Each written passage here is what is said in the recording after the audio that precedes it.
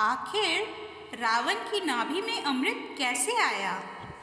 आपने रामायण में ये भी सुना होगा कि रावण को अमरता का वरदान था। रावण की नाभि में अमृत आरोपित किया गया था, जिसके कारण रावण अमर हो गया था। उसे मारना कोई साधारण बात नहीं थी, लेकिन आपको ये जानकर हैरानी होगी कि रावण की नाभि में इस अमृत को स्थापित कैसे किया गया। आज हम इसी के बारे में बात करेंगे।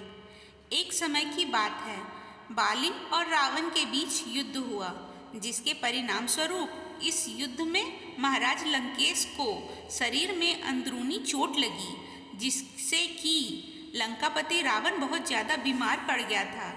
इसी बात को लेकर मंदोदरी बहुत ज़्यादा चिंतित हो गई और उसने मन ही मन यह निर्णय लिया कि मैं महाराज रावण को अमर बनाकर ही रहूंगी। मंदोदरी ने अपने पति को अमर बनाने के लिए अपने माता पिता की सहायता ली। मंदोदरी अपने माता पिता के पास पहुंची और अपनी सारी आपबीती बताई। इससे उसके माता पिता ने हाँ कर दी, लेकिन समस्या यह थी कि मंदोदरी के पास उड़ कर के जाने की शक्ति नहीं थी। इसलिए मंदोदरी की माँ के पास यह शक्ति थी। उसके बाद में मंदोदरी की माँ ने सारी शक्तियाँ मंदोदरी को दे दी थी, क्योंकि मंदोदरी की माँ एक देवी स्त्री थी। मंदोदरी की माँ से मंदोदरी ने शक्तियाँ प्राप्त करके चंद्रलोक चली गई। चंद्रलोक में जा कर के उन्होंने चंद्रदेव के सामने अपने पति यानी कि लंकापति रावण की दीर्घायु के लिए पूजा का बहाना बनाने का ड्रामा रचा। चंद्रदेव तथा वहाँ के देवता इस बात को समझ नहीं पाए कि मंदोदरी की चाल क्या है, मंदोदरी यहाँ क्यों आई है।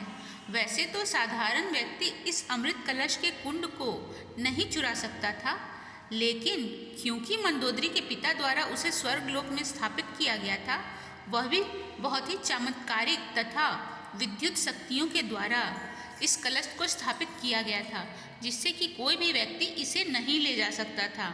यदि कोई व्यक्ति आकाश मार्ग से उड़कर भी आता है तो इसके नीचे से बहुत सारी विषैली गैस निकलती है, जिससे किसी की भी मृत्यु हो जाती है।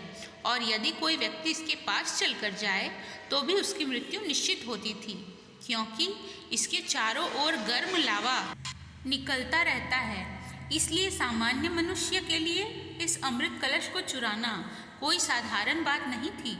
चंद्रलोक का एक नियम है कि चंद्रदेव साल में एक बार अश्विन मास की पूर्णिमा के दिन इस अमृत कलश को वहाँ से निकालते हैं और धरतीवासियों के कल्याण के लिए कुछ बूंदें धरती पर गिराते हैं।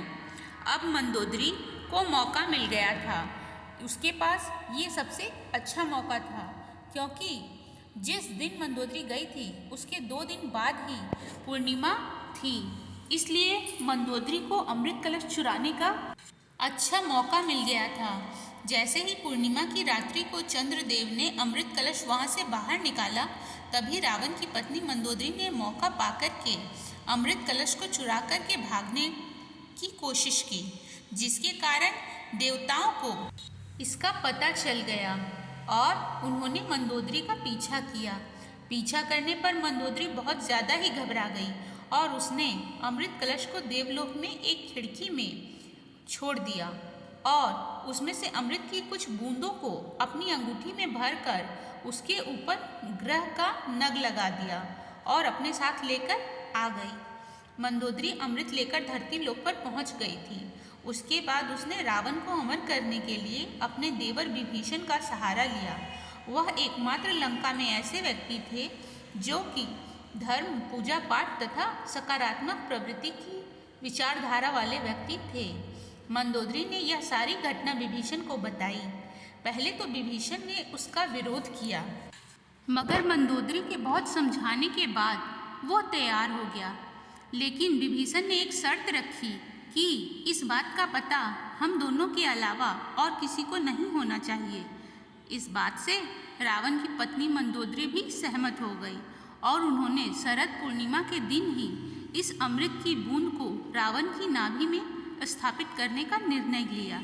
पूर्णिमा की रात्रि को मंदोदरी तथा विभीषण ने रावण को अशोक वाटिका में बुला करके मदिरा के साथ कुछ जड़ी बूटियाँ मिलाकर के रावण को बेहोश या अचेत किया गया। रावण के अचेत होने के बाद कमल नाल पद्धति द्वारा विभीषण ने उस अमृत की बूंदों को रावण की नाभि में स्थापित कर दिया, जिसके कारण रावण अमर हो गया।